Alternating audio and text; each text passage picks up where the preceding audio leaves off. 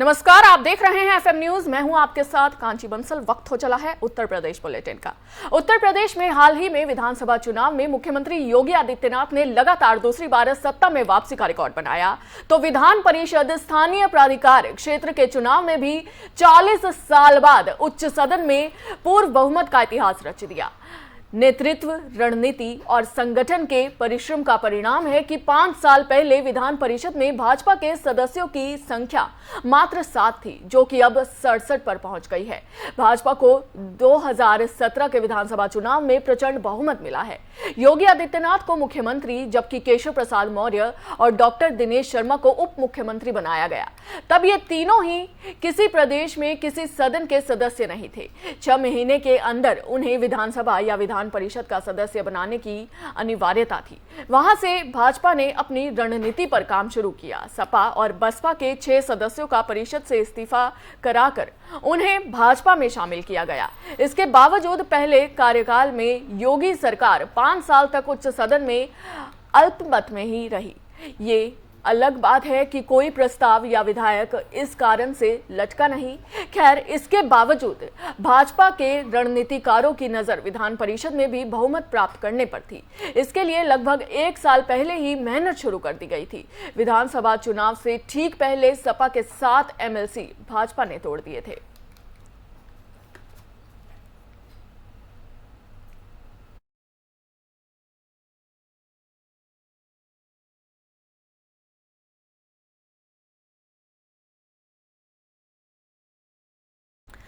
उत्तर प्रदेश विधानसभा चुनाव के बाद अब विधान परिषद में स्थानीय पदाधिकारी निर्वाचन क्षेत्र के चुनाव में बम्पर जीत के साथ ही 100 सीटों वाली उच्च सदन में भाजपा 5 साल बाद बहुमत हासिल करने में सफल हो गई है। स्थानीय पदाधिकारी निर्वाचन क्षेत्र की 36 में से 33 सीटों में मिली सफलता के बाद अब विधान परिषद में भाजपा के 67 सदस्य हो गए हैं। वहीं सपा के पास सिर्फ 17 एमएलसी बचे हैं, जिसके चलते उच्च सदन में भी बिल पास कराने में अब भाजपा की राह आसान हो जाएगी। साथ ही विधान परिषद में बसपा के 4 सदस्य और कांग्रेस के 1 सदस्य हैं। आपको बता दें कि विधान परिषद में स्थानीय प्राधिकारी निर्वाचन क्षेत्र के 36 एमएलसी सीटों में सपा का पत्ता साफ होने के साथ ही अब 6 जुलाई के बाद उच्च सदन में सपा के नेता प्रतिपक्ष का पद भी छिन सकता है। नेता प्रतिपक्ष का पद विपक्ष के सबसे बड़े दल को मिलता है। वहीं इसके लिए दल की न्यूनतम 10% सीटें जरूरी हैं। वर्तमान में सपा के 17 एमएलसी हैं। इनमें से 12 सदस्यों का कार्यक्रम 6 जुलाई तक अलग अलग चरणों में समाप्त हो जाएगा। आपको बता दें, एमएलसी चुनाव में बीजेपी ने प्रदेश में बहुमत हासिल करने में सफलता पाई है। वहीं एमएलसी चुनाव में बीजेपी का राह आसान हो गया है। आपको बता दें, उत्तर प्रदेश विधानसभा चुनाव के बाद अब विधान परिषद में स्थानीय प्राधिकारी निर्वाचन क्षेत्र के चुनाव में बम्पर जीत के साथ ही 100 सीटों वाले उच्च सदन में भाजपा 5 साल बाद बहुमत हासिल करने में सफल हुई है। स्थानीय प्राधिकारी निर्वाचन क्षेत्र की 36 में से 33 सीटों में मिली सफलता के बाद अब विधान परिषद में भाजपा के 67 सदस्य हो गए हैं।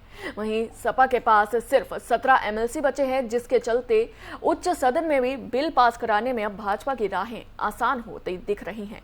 साथ ही विधान परिषद में बसपा के 4 सदस्य हैं और कांग्रेस के 1 सदस्य है। आपको ये भी बता दें कि विधान परिषद में स्थानीय प्राधिकारी निर्वाचन क्षेत्र की 36 एमएलसी सीटों में सपा का पत्ता साफ होने के साथ ही अब 6 जुलाई के बाद उच्च सदन में सपा से नेता प्रतिपक्ष का पद भी छिन सकता है।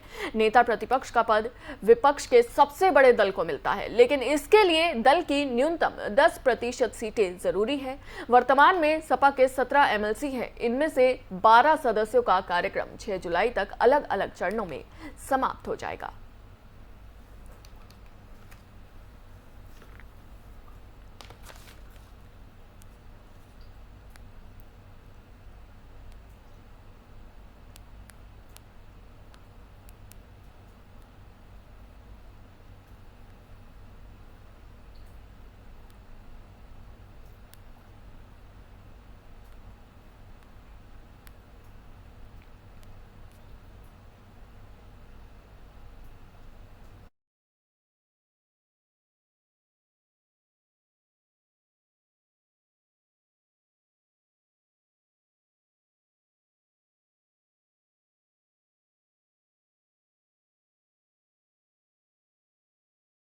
यूपी में योगी आदित्यनाथ सरकार 2.0 माफियाओं पर लगातार शिकंजा कसती जा रही है। इस बीच बाहुबली अतीक अहमद के बेटे अली पर सरकार ने 50,000 रुपए का इनाम घोषित कर दिया है। उसकी तलाश में एसटीएफ को लगाया गया है। आपको बता दें कि पूर्व सांसद अतीक अहमद के छोटे बेटे मोहम्मद अली पर पुलिस ने इनाम बढ़ाकर 50,000 रुपए कर दिया है। बीते कल में करेली पुलिस की रिपोर्ट पर आईजी ने इनाम की राशि बढ़ा दी थी। अब अली की तलाश में क्राइम ब्रांच के अलावा एसटीएफ लगा दी गई है। आपको बता दें, अली के दिल्ली में छिपने की जानकारी मिली थी, लेकिन वे पकड़ा नहीं गया। आपको ये भी बता दें कि रंगदारी के जिस मुकदमे में उस पर इनाम की राशि बढ़ाई गई है, उसमें अन्य फरार आरोपियों पर 25-25 हजार रुपए का इनाम है, तो वहीं अतीक के बड़े बेटे उमर पर 2 लाख रुपए का इनाम घोषित किया गया है।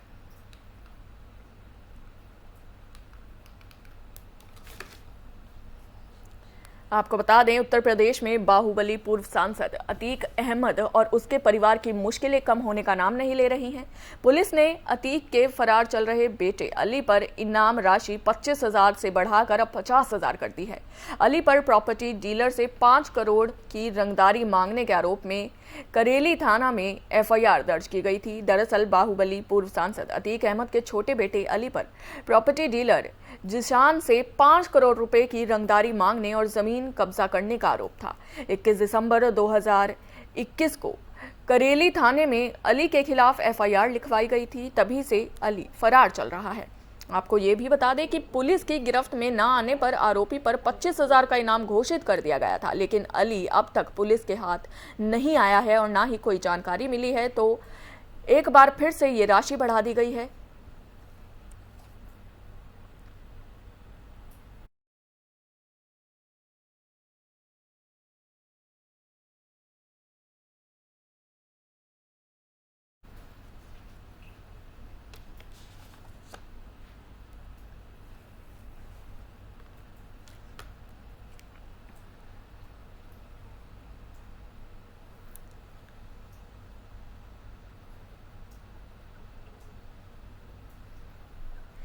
इसी पर खास बातचीत के लिए हमारे साथ भाजपा नेता अश्विनी शाही जुड़ गए हैं। अश्विनी शाही जी, बाहुबली नेता अतीक अहमद के बेटे पर जो आरोप लगाए गए हैं रंगदारी के, उससे उनकी मुश्किलें कैसे बढ़ सकती हैं?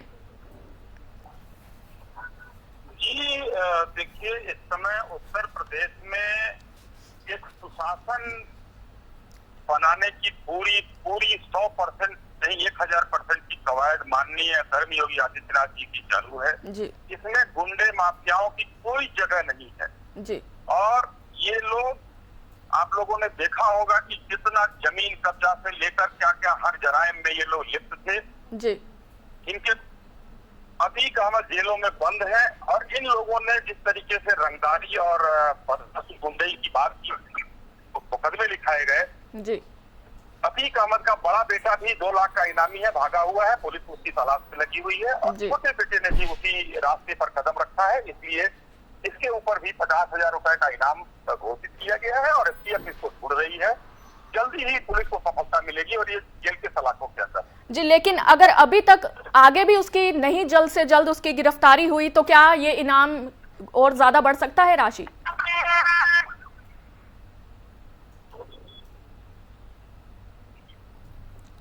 अश्विनी जी, क्या आप हमें सुन पा रहे हैं?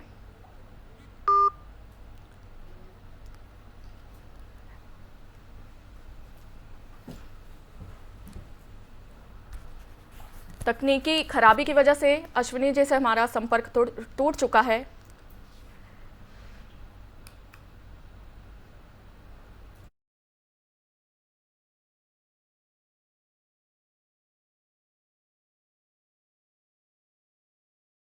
बता दें कि उत्तर प्रदेश में बाहुबली पूर्व सांसद अतीक अहमद और उसके परिवार की मुश्किलें कम होने का नाम नहीं ले रही हैं। पुलिस ने अतीक के फरार चल रहे बेटे अली पर इनाम राशि 25,000 से बढ़ाकर अब 50,000 कर दी है। अली पर प्रॉपर्टी डीलर से 5 करोड़ की रंगदारी मांगने के आरोप में करेली थाने में एफआईआर दर्ज की गई थी। दरअसल बाहुबली पूर्व सांसद अतीक अहमद के छोटे बेटे अली पर प्रॉपर्टी डीलर जिशान से 5 करोड़ रुपए की रंगदारी मांगने और जमीन कब्जा करने का आरोप था।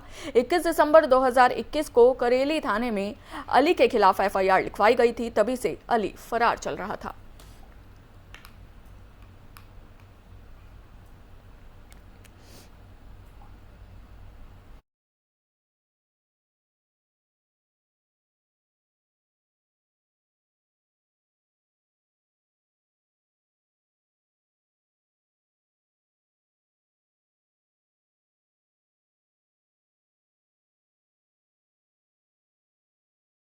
इटावा जिले में समाजवादी पार्टी के संरक्षक मुलायम सिंह यादव बीते कल में अपने dream project Etawah safari park पहुंचे। आपको बता दें कि करीब 1 घंटे तक उन्हें सफारी का भ्रमण किया और अधिकारियों से कहा कि सफारी में ज्यादा से ज्यादा पर्यटक लाने की कोशिश करें।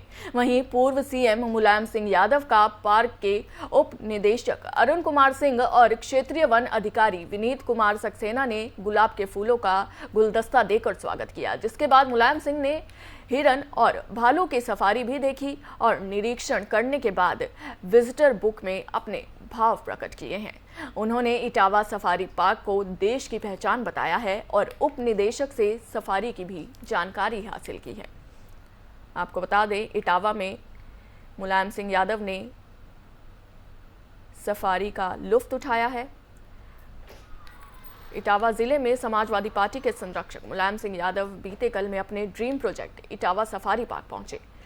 करीब 1 घंटे तक उन्होंने सफारी का भ्रमण किया और अधिकारियों से बातचीत की और अधिकारियों से ये कहा कि सफारी में ज्यादा से ज्यादा पर्यटक लाने की कोशिश करें। वहीं पूर्व सीएम मुलायम सिंह यादव का पार्क के उप निदेशक अरुण कुमार सिंह और क्षेत्रीय वन अधिकारी विनीत कुमार सक्सेना ने गुलाब के फूलों का गुलदस्ता देकर स्वागत किया है, जिसके बाद मुलायम सिंह ने हिरन और भालू की सफारी भी देखी और निरीक्षण करने के बाद विजिटर बुक में अपना भाव भी प्रकट किया है। उन्होंने इटावा सफारी पार्क को देश की पहचान बताया और उप निदेशक से सफारी की भी जानकारी हासिल की है।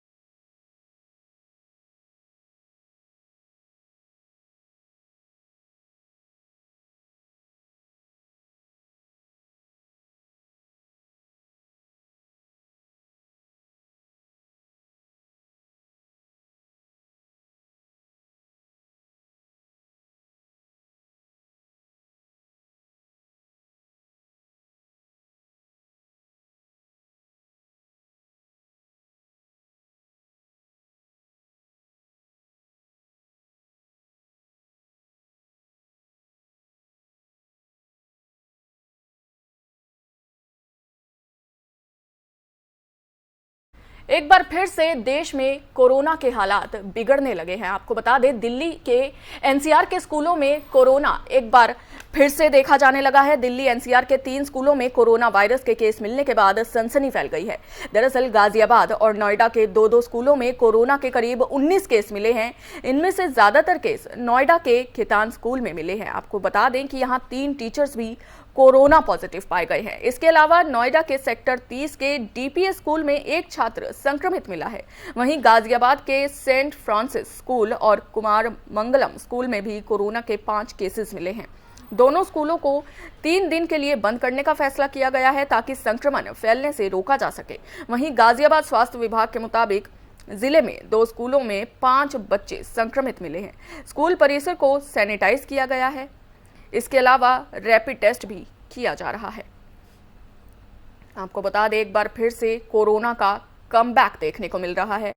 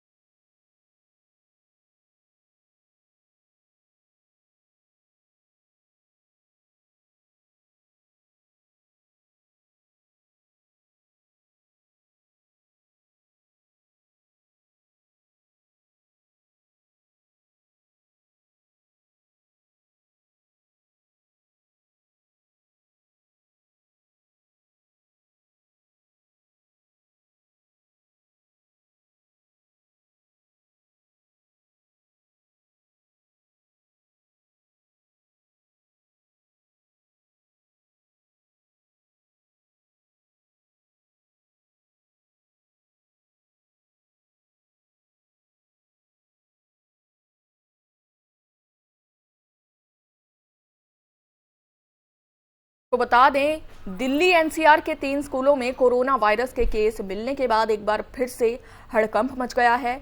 गाजियाबाद और नोएडा के 2 स्कूलों में कोरोना के करीब 19 केस मिले हैं। इनमें से ज्यादा केस नोएडा के खितान स्कूल में मिले हैं। आपको बता दें कि यहाँ 3 टीचर्स भी कोरोना पॉजिटिव पाए गए हैं। इसके अलावा नोएडा के सेक्टर 30 के डीपीएस स्कूल में एक छात्र संक्रमित मिला है। वहीं गाजियाबाद के सेंट फ्रांसिस स्कूल और कुमार मंगलम स्कूल में भी कोरोना के 5 केसेस मिले हैं। दोनों स्कूलों को 3 दिन के लिए बंद करने का फैसला किया गया है ताकि संक्रमण फैलने से रोका जा सके। वहीं गाजियाबाद स्वास्थ्य विभाग के मुताबिक जिले में 2 स्कूलों में 5 बच्चे संक्रमित मिले हैं। स्कूल परिसर को सैनिटाइज किया गया है। इसके अलावा रैपिड टेस्ट भी किया जा रहा है।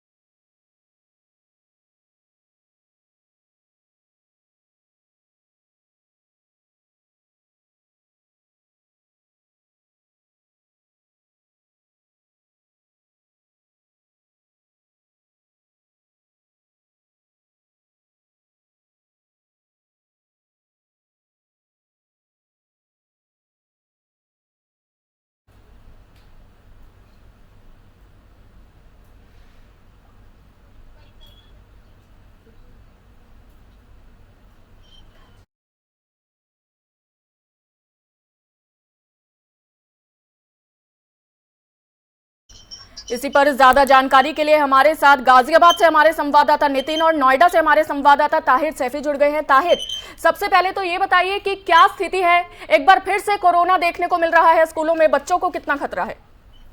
देखिए, बिल्कुल काशी, आपको बता दूं कि नोएडा के अलग अलग स्कूलों में लगातार कोरोना संक्रमण के मामले निकलकर सामने आ रहे हैं। बीते दिनों जिस तरीके से नोएडा के सेक्टर 40 में खेतान स्कूल में जो है 13 बच्चे कोरोना संक्रमित पाए गए थे, उसके बाद अब नोएडा के अलग अलग स्कूलों में 8 बच्चे जो है कोरोना संक्रमित मिले हैं, जिसके बाद जो है बच्चों के अभिभावकों में जहाँ डर का माहौल बना हुआ है, तो दूसरी तरफ बच्चों के अभिभावक इस बात को लेकर असमंजस में है कि बच्चों को स्कूल भेजें या फिर ऑनलाइन पढ़ाई कराने के लिए मजबूर हो जाए एक बार फिर से। तो वहीं दूसरी तरफ लगातार जिस तरीके से स्कूलों में कोरोना संक्रमण के मामले निकलकर सामने आ रहे हैं, तो स्वास्थ्य विभाग को अलर्ट मोड पर रखा गया है, जिसके बाद डीएम गौतम बुद्ध नगर ने जो है स्वास्थ्य विभाग के अधिकारियों के साथ मीटिंग की और सभी स्कूलों पर जो है सख्ती बनाए रखने के साथ साथ बच्चों के लगातार टेस्टिंग की बात जो है कही है। लेकिन देखने वाली बात यह है कि जिस तरीके से लगातार एक के बाद एक स्कूलों में जो है बच्चे जो है कोरोना संक्रमित होकर निकल रहे हैं, तो साफ अंदाजा जो है माना जा रहा है कि क्या एक बार फिर से जो है कोरोना संक्रमण की चौथी लहर जो है देश में जो है दस्तक जो है दे चुकी है और लगातार बच्चों पर अटैक करती हुई नजर आ रही है। यहाँ देखने वाली बात यह भी है कि लगातार जिस तरीके से स्कूलों में एक के बाद एक बच्चे जो है कोरोना संक्रमित निकल रहे हैं, तो कहीं ना कहीं स्कूल प्रशासन की भी लापरवाही निकलकर सामने आई है। ज्यादातर स्कूलों में बच्चों के पास जो है ना तो सैनिटाइजर पा रहे हैं और ना ही जो है मास्क का इस्तेमाल किया जा रहा है, जिसके चलते लगातार बच्चों पर जो है कोरोना जो है अपना कहर बरसाता हुआ नजर आ रहा है। जी नितिन, बात अगर गाजियाबाद के स्कूलों की करें तो स्कूलों में कोरोना का क्या ये नया वेरिएंट है और ये कितनी चिंता की बात है?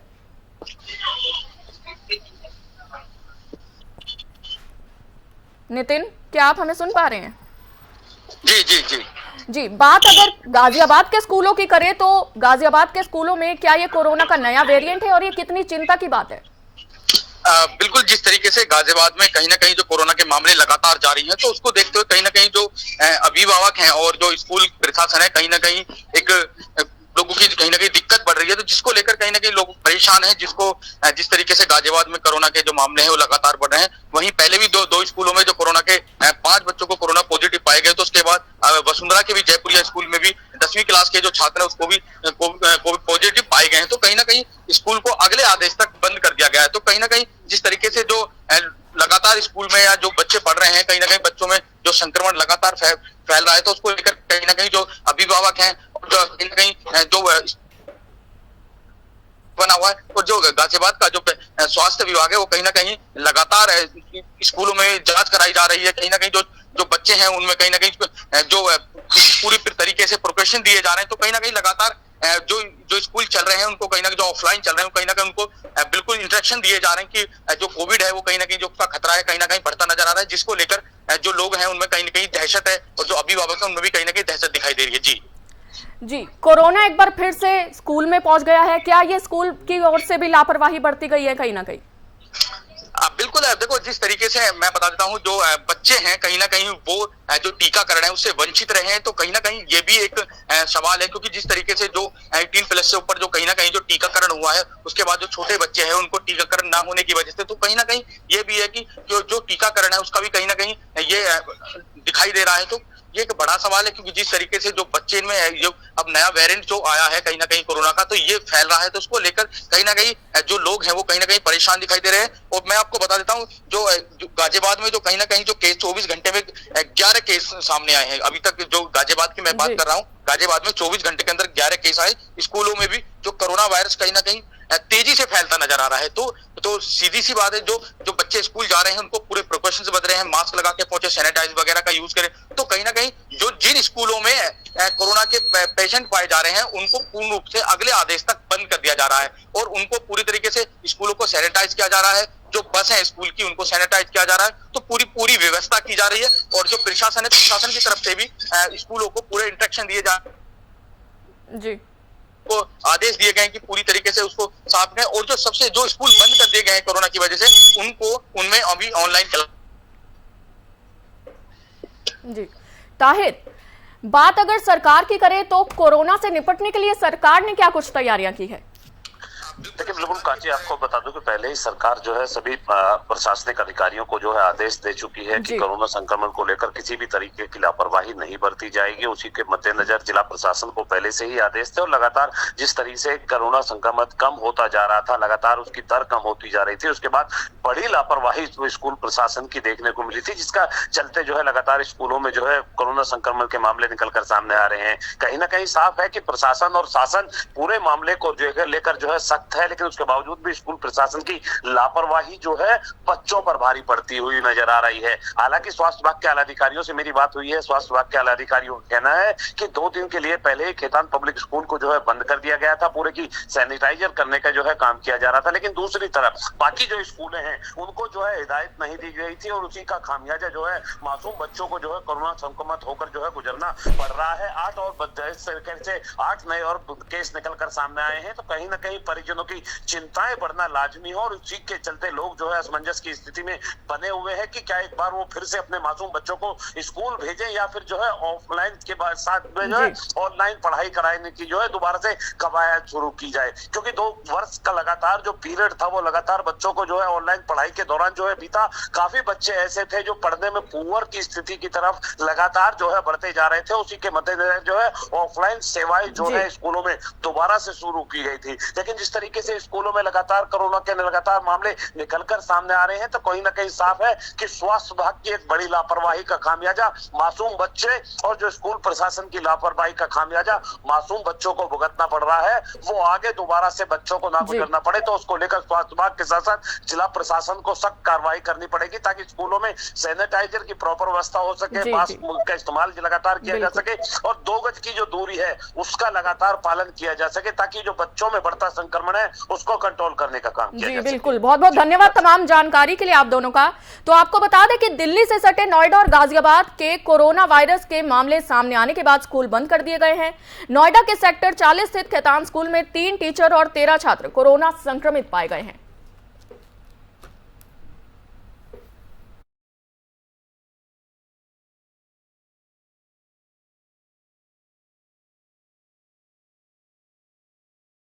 अभी के लिए बस इतना ही। देश और दुनिया की तमाम बड़ी खबरों के लिए देखते रहिए FM न्यूज़। जय हिंद।